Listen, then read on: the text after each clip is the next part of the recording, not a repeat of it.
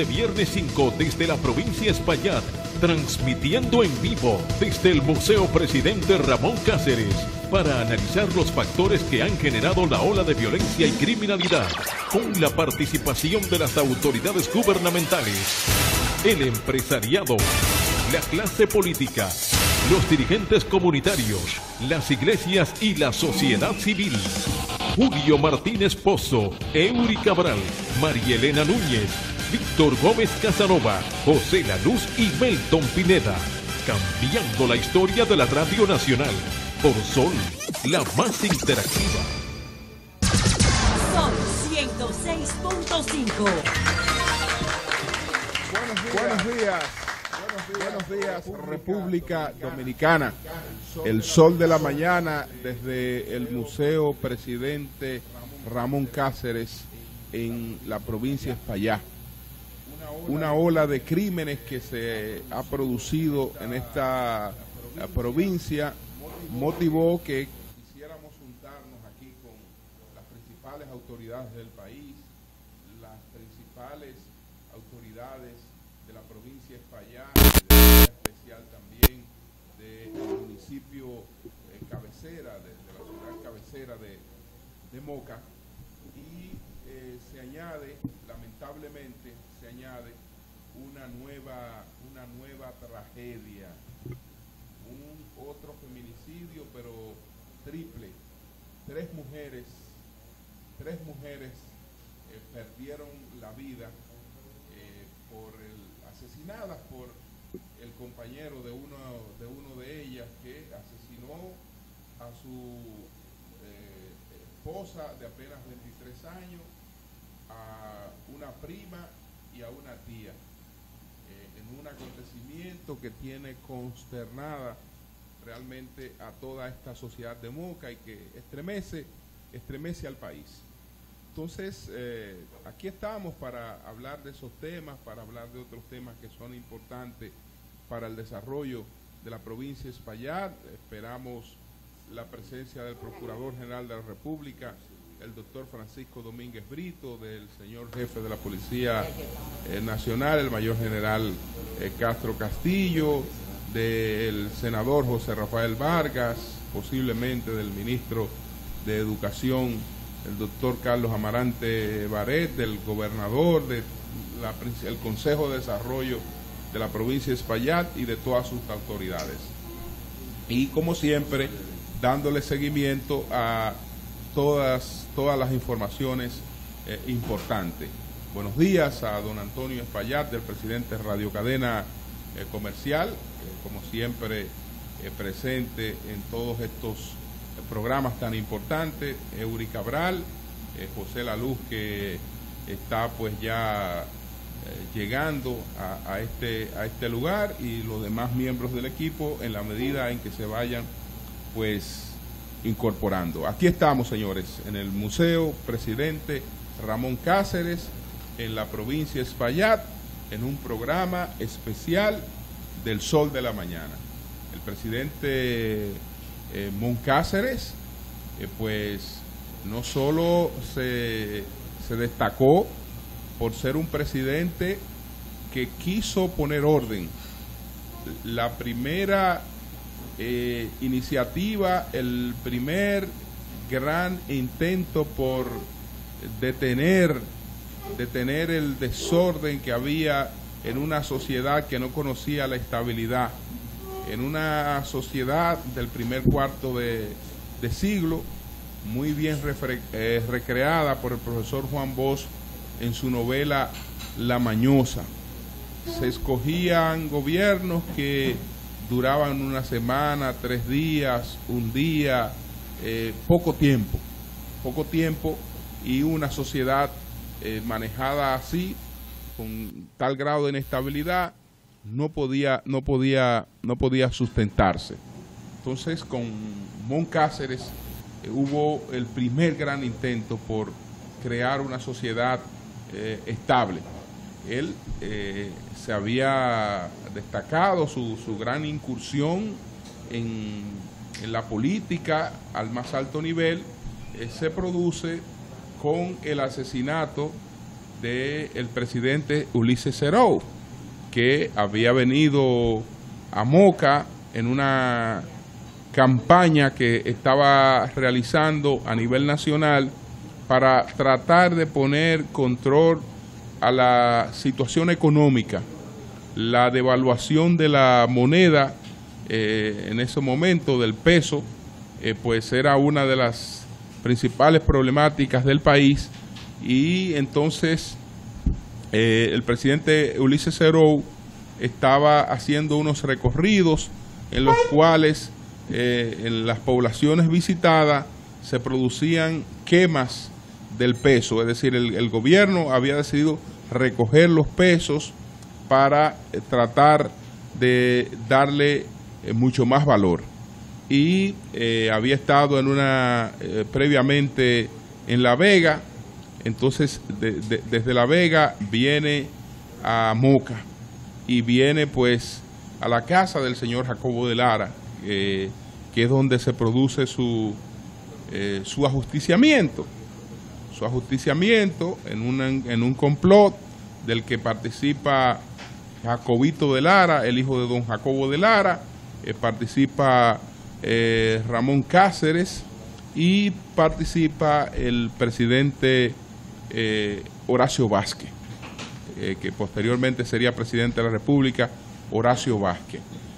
Aunque no estuvo en la casa de Jacobo de Lara, Horacio Vázquez estaba apostado en lo que hoy es la autopista Duarte, salida hacia Santiago de los Caballeros, por si fracasaba el plan de matar a Ulises Serou, mejor conocido como Lilis, en la casa de Jacobo de Lara. Pero el plan se consumó, se produjo la muerte de Ulises Serou, entonces ya no fue necesario el plan B, que era el plan B de Horacio Vázquez, de darle muerte en la autopista Duarte.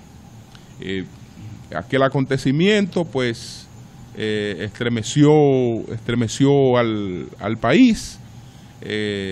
Cuando llegó a Santiago de los Caballeros la noticia de que había sido pues ajusticiado en Moca Ulises Serou, un gran amigo del presidente Serou, un hombre que es un ejemplo de lo que es la solidaridad y el compromiso, pues salió solo a buscar su cadáver hasta Moca, desde Santiago, que era el gobernador de la provincia de Santiago entonces, Perico Pepín, y vino y retiró el cadáver del presidente Ulises Serou.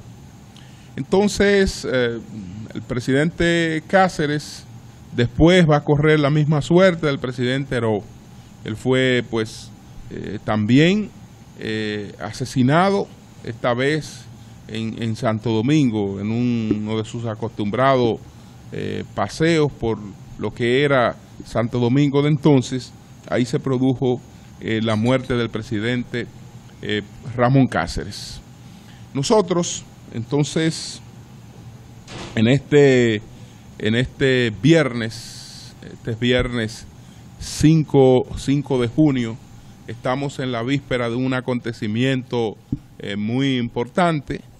Mañana se reúne la Asamblea Revisora de la Constitución de la República y aprueba en primera lectura la reforma del artículo 124 de la Constitución de la República, que permitiría la reelección del presidente actual por un periodo, y el artículo incluye un transitorio en el que no podría postularse de nuevo, no podría volver a postularse nunca jamás, que era como estaba establecido en la Constitución del 2010, que era como la consulta que se hizo para los fines de esta Constitución del 2010, pues pidió que se quedara establecido que un presidente podía gobernar, optar por un segundo periodo y no volver a aspirar nunca jamás. Es decir, que la Constitución Dominicana volvería a lo que se establecía antes de la modificación del año 2010. ¿Qué puede pasar mañana? Desde luego que sabemos que la reforma cuenta con los votos necesarios y que cuenta con más de los votos que son necesarios para las 2/3 partes. Es decir, el escollo de la reforma no está ya en la votación. Lo que ocurre es que hay un reglamento para la modificación constitucional. Ese reglamento se aprobó en ocasión de la reforma anterior porque no existía un reglamento para la modificación constitucional. Esto no es otra cosa que el procedimiento que se sigue en la Asamblea Revisora para reformar la Constitución. Es un reglamento. Entonces, este reglamento, cuando se hizo la modificación del 2010, se estableció que las modificaciones se conocían en 2 lecturas, pero entre la primera lectura y la segunda lectura transcurre un lazo de tiempo según el reglamento. Estamos hablando de 5 días entre la primera lectura y la segunda lectura. Esto se estableció para evitar errores de estilos y para evitar contradicciones constitucionales. Es decir, que una modificación, después de ser aprobada en segunda lectura, pues a las comisiones de estilo pudieran hacer su trabajo, y cuando ya se va a producir la aprobación definitiva, que es la de la segunda lectura, pues se supone que ya no debe haber error en el punto que ha sido objeto de la modificación.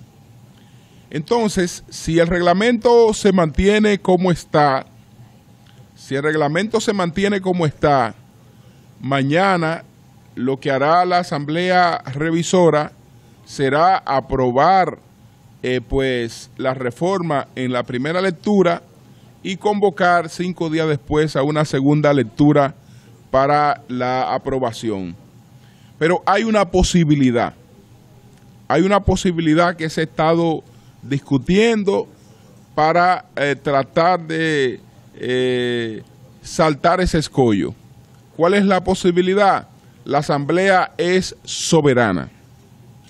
Como la Asamblea es soberana, la misma Asamblea que antes de modificar la Constitución del 2010 aprobó el reglamento que se iba a seguir para modificar las constituciones, pero básicamente para regular el procedimiento de la Asamblea Revisora.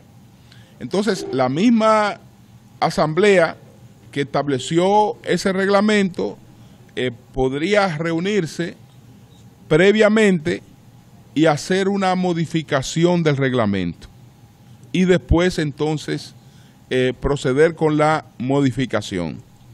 Si se hace esa modificación del reglamento y se establece en esa modificación que cuando se trate de un punto único, puede existir la posibilidad, si están los votos necesarios, de que la modificación se haga en 2 lecturas consecutivas. Esa es una posibilidad, y es una posibilidad que se ha estado estudiando, la de hacer mañana, antes de la reunión de la Asamblea, una reunión en la que se modificaría este reglamento. Esto implica que el Senado sesionara en el día de mañana un poco más temprano de la hora de la Asamblea Revisora y que sesionara la Cámara de Diputados un poco más temprano y se produjera esta iniciativa de modificar el reglamento. Sesionarían de manera separada. Ellos se sesionarían de manera separada. Una hora antes y luego se juntarían para la Asamblea Revisora. Y luego se juntaría para la Asamblea Revisora. Esto es en caso de que se opte por modificar el reglamento en este aspecto para que la reforma se pudiera hacer sin mayores dificultades en el día de mañana. Si no se hace, entonces hay que irse por lo que ya estableció el reglamento vigente, que es la de la primera lectura en el día de mañana y la lectura posterior 5 días después, y ahí se produciría la reforma. A partir de los acontecimientos de la reunión que se produjo en la Cámara de Diputados el pasado miércoles, fue el pasado miércoles que se reunieron los diputados. A partir de lo que se produjo el pasado miércoles en la Cámara de Diputados, pues se han desprendido ya varias reacciones. En el Partido Revolucionario Dominicano, varias renuncias, incluyendo la renuncia del secretario de organización del PRD, el señor Aníbal Beliar, que ha pasado pues a apoyar inmediatamente al PRM. Se produjo la renuncia de Nelson Marte, que era el director de comunicaciones del PRD, y dicen que se han producido otras renuncias en el Partido Revolucionario Dominicano. El ingeniero Miguel Vargas Maldonado, presidente del PRD, candidato presidencial del PRD, va a producir una alocución para explicar las razones por las que el Partido Revolucionario Dominicano pues ha llegado a este acuerdo con el Partido de la Liberación Dominicana. En el propio PLD hubo la renuncia de un diputado, el diputado de Asua, Víctor Sánchez, que en uno de los turnos previos pues planteó su renuncia porque él no estaba de acuerdo con la línea que se había bajado, con la disposición del comité político del PLD anunciada por el doctor Reinaldo Pared Pérez, con la firma de todos los miembros del comité político del PLD. Ahora, ¿qué pasó? ¿Qué ha pasado después de la renuncia del diputado Víctor Sánchez? Tengo la información de que el expresidente Leonel Fernández, que se encuentra en Francia, llamó al diputado Sánchez para que revoque su actitud. Llamó y le pidió que revocara esa postura, que eso era que él entiende que era un error, que debía echar para atrás, que deje eso atrás, que acoja la disposición de su partido. ¿Y qué le dijo Víctor? No sabe. No sé cuál será la respuesta de Víctor Sánchez en ese sentido, porque evidentemente que él actuó ahí al calor de los acontecimientos.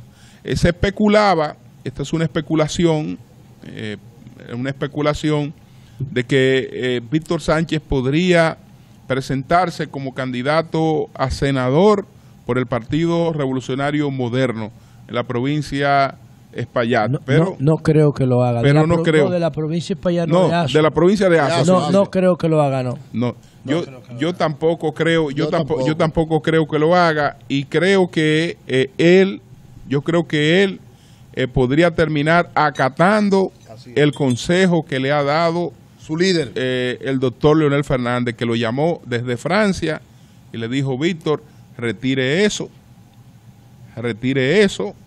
deje eso sin efecto, acoja la línea del partido, de lo que está a tiempo, porque todavía está pendiente lo más importante, que es lo de la reforma constitucional, y hágalo por disciplina, porque incluso el voto no es necesario como tal, pero sí la demostración de la disciplina. Si él, pues, cuando se reúna mañana la asamblea revisora, pues revisa esa postura, yo creo que el PLD tendría que ser flexible también, ante esta situación, porque él no violó las reglas del PLD. Él no la violó. No, renunció. Él renunció. Él no dijo, bueno, yo voy a desacatar, no. Él renunció y... es que en el PLD no hay condiciones para imponerle disciplina a nadie, porque los de arriba no la cumplen. Ahí no hay condiciones para exigirle disciplina ni imponerle disciplina a nadie. Bueno, con ese partido que tú te vas a sentar a hablar dentro de poco, ¿no? ¿Verdad? No es con ese, Eury, que él va a hablar. ¿No es de ese que tú vas a ser candidato? Pero, señores, todavía las resoluciones que se aprobaron en el Congreso pasado no se han puesto en ejecución. ¿Cómo tú le vas a exigir a una membresía que acate tus disposiciones cuando tú no acatas las disposiciones que el Congreso, que es la máxima autoridad de la organización, te manda? O sea, yo no creo que haya condiciones para nada. En el PLD solamente hay espacio para la agenda electoral y ya. Sí, pero Víctor ahí no hay más nada de nada. No, pero Víctor Sánchez actuó por lo menos cuidando los procedimientos. Sí. Él, en vez de decir, no, estoy insubordinado, no, él dijo, renuncio y tomo la decisión, pero ya no soy parte de ese partido. Claro, lo que es un sacrificio en el caso de una persona que ha hecho carrera política que su vida la desarrolló en un partido. Fue una decisión emocional, emotiva por el momento. Claro. Y él la va a echar para atrás, pero ya el presidente Fernández le dijo que... Sí. Le pidió eso. Ojalá que Víctor se acoja a esa sugerencia que le ha hecho el doctor Leonel Fernández, y yo sé que el PLD eso tiene que verlo con flexibilidad, porque estamos hablando de instantes, de momentos de la persona, y este ha sido un proceso tan especial que el PLD ha tenido que ponerse de acuerdo para acoger una decisión del comité político. Claro. Que eso parecía increíble, es decir, pero el PLD, para acoger una decisión del comité político, tuvo que hacer un pacto. Tuvo que ponerse de acuerdo para acoger una decisión. Entonces, evidentemente que la coyuntura tenía características especiales. Las reacciones no se han hecho esperar, y hay distintas lecturas. Ya vimos lo que ocurrió en la propia sesión de la Cámara de Diputados, donde el diputado del PRM, el vocero del PRM, hablaba de situaciones que evidentemente no podía comprobar, y parece que no tenía elementos muy contundentes, y cayó en el terreno de la especulación. Entonces, Luis Abinader, tal vez entendiendo que era movedizo el terreno en el que se manejó Arroyo, él le dio otra lectura a la situación. Fíjense que en su discurso, Luis Abinader denuncia el pacto que se produjo en el PLD, e incluso el pacto con Miguel Vargas, pero en sentido general, él habla del pacto de la impunidad. Es decir, la paga, de acuerdo con Luis Abinader, es impunidad. Y él cita de manera concreta el caso del senador Félix Bautista. Y hay que hacerse una pregunta lógica. La gente le da aquiescencia a muchas cosas que no tienen asidero. Y esa es una que no tiene asidero. ¿Por qué razón? si el sector del expresidente Leonel Fernández, quisiera hacer alguna gestión ante la Suprema Corte de Justicia para favorecer a Félix Bautista, yo no estoy diciendo que la va a hacer, me estoy preguntando, estoy diciendo si quisiera hacerla. Si quisiera hacerla, todo el mundo sabe que no tiene que llegar a acuerdo político con nadie. ¿Con quién va a llegar a un acuerdo político? Con Danilo Medina, que no tiene un suplente a juez. No lo tiene, pero recuérdate que esas cortes se van a empezar a renovar. Y ya aunque no lo tenga, lo tiene. Porque los jueces huelen donde guisan. Entonces ya los jueces se ponen donde Danilo lo pueda ver. Obviamente, Félix Bautista fue determinante para la estructuración de todas esas cortes. Félix no necesita que nadie lo ayude ahí. Okay. La mayoría de esos jueces le deben favores a él. Es decir, si fuera, si ese fuera el objetivo, no se requiere de un pacto político para eso. No, hombre, y, claro y menos con Danilo Medina. Imposible. Menos con Danilo Medina, es decir, porque la composición actual, pues eso sería innecesario. Naturalmente, tú tratas, y en ese sentido, Luis está en lo correcto. Pues Luis es un opositor y Luis tiene que ver por qué parte, pues, le quita impacto al acuerdo, por qué parte torna impopular el acuerdo. Y como él sabe cuál es la sensación que ha quedado en la población producto de estos casos que han sido sobre todo casos mediáticos, y cuando los expedientes no han tenido el desenlace de las expectativas que se han creado en la sociedad experimenta frustración, él sabe que hay frustración en ese sentido, entonces creo oportuno ligar una cosa con la otra, pero está claro que eso no es así. Además el PLD tomó algunas precauciones que son importantes. Número uno, no se hizo un acuerdo entre dos personas. Se hizo un acuerdo bueno o malo, llámele como usted quiera, pero institucional. Señores, no hay manera de llamar a 35 personas para hacer un acuerdo de impunidad. No hay manera de llamar a 35 personas para hacer un acuerdo de impunidad. Eso no hay manera. Entonces, ese es un acuerdo institucional, no un acuerdo entre dos personas. Por otra parte, también los puntos que se acordaron, buenos o malos, son puntos que se hicieron públicos. Estos son los puntos en base a lo que se hizo este acuerdo. Puntos que no estén establecidos ahí son especulación, porque los puntos en base a lo que se hizo ese acuerdo fueron los puntos que se publicaron. Es un poco más complejo lo que tiene que ver con el Partido Revolucionario Dominicano, que de todas maneras estaba sumido en una crisis producto de la división,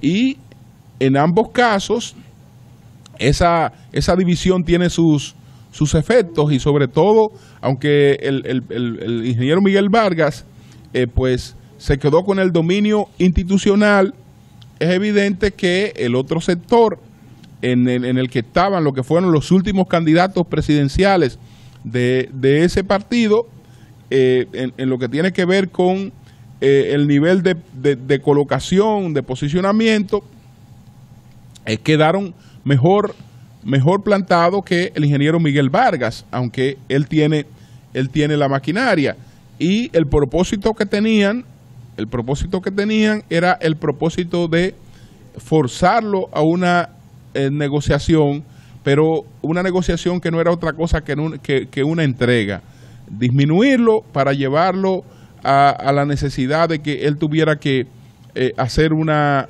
negociación, lo que evidentemente fue un error. Fue un error, y probablemente eso precipitó este acuerdo, que ya no es solo un acuerdo para la reforma constitucional. Eso no es un acuerdo solamente para reformar la Constitución. En ese acuerdo quedó prácticamente configurado el cuadro electoral, porque el único golpe de impacto que podía ofrecer la oposición para presentarse como una opción de poder era la unidad. Y la unidad se llama PRM-PRD. Eso es lo que es unidad de oposición.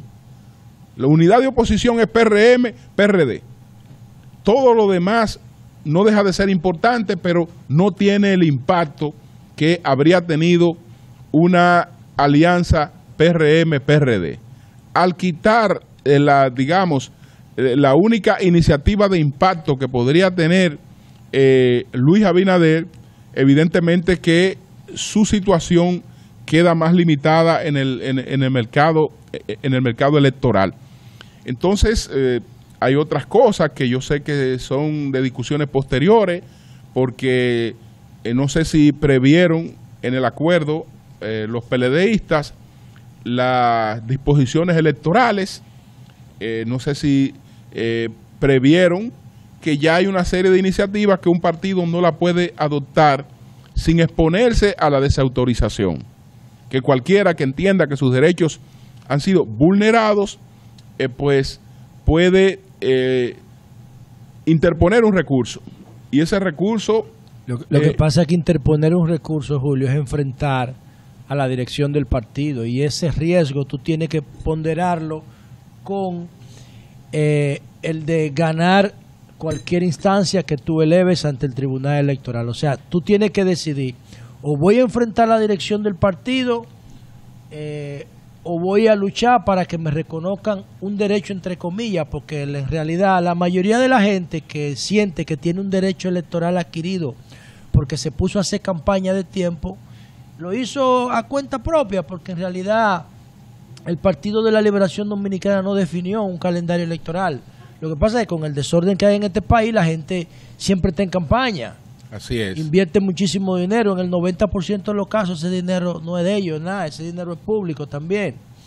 Entonces, yo no creo que eso genere mayores contradicciones, porque nadie se va a querer enfrentar con la dirección del partido, porque aquí las dos fuerzas determinantes del PLD están firmando eso, y todos los miembros del comité político también. Entonces, en realidad, ciertamente hay gente que me han llamado de muchísimas provincias y me han dicho, oye, Melaluya, yo tenía 6 millones de pesos invertidos en vallas y en publicidad, y yo estaba ganando en las encuestas, etcétera. Pero otra cosa, los mecanismos de compensación. El que tenga un posicionamiento producto de algún laborantismo o proselitismo que haya hecho, no lo pierde, porque desde el 2006 el Partido de la Liberación Dominicana toma en cuenta el posicionamiento de las encuestas, y si hay que sacrificar ese posicionamiento para complacer a un aliado, en este caso al PRD en la alianza, bueno, hay otras posiciones electorales con las que se puede compensar, pero el PLD, con ese corte electoralista que tiene, no es verdad que va a desperdiciar un posicionamiento electoral que haya podido ganar a alguien en este tramo, ¿no? Bueno, señores, son las 7:34 minutos. Nosotros estamos en el Museo Presidente Ramón Cáceres en Moca.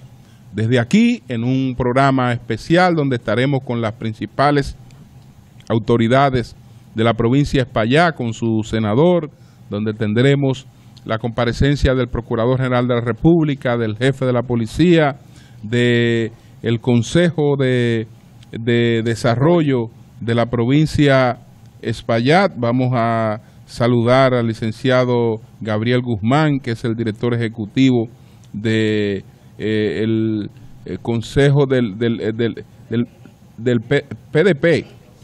PDP. El PDP es el de la Jara, ¿no? ¿Verdad? Sí. Y este es el PDP. El plan estratégico. Es el plan estratégico de desarrollo de la provincia Espaillat, PDP, que está con nosotros y hablará un poco más adelante. Entonces vamos a hacer una pausa para ver qué nos dicen por aquí desde Moca, Eury Cabral y José La Luz. 7:35 minutos, cambio y fuera, Mauricio.